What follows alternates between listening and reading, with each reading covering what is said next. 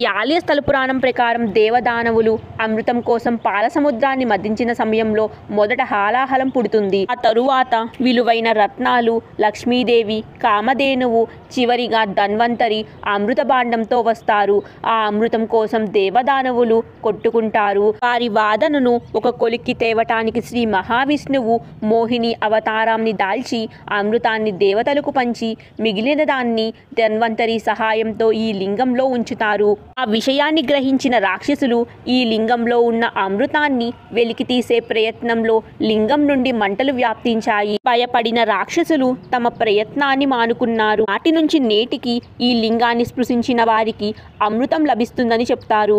నేటికి భక్తులు ఇక్కడికి విచ్చేసి స్వామివారిని స్పృశించి దర్శించి తరిస్తారు. ఈ ఆలయంలో కుల, మత, వర్ణ భేదాలు ఉండవు. ఈ ప్రాంతాన్ని ఎవరైనా వచ్చి సందర్శించవచ్చు. మనం లింగాన్ని స్వయంగా తాకి అర్చించవచ్చు. ఈ లింగంలో ధన్వంతరి అమృతాన్ని ఉంచినందున ఈ లింగాన్ని అమృతేశ్వరుడని, ధన్వంతరి అని కూడా వ్యవహరిస్తారు.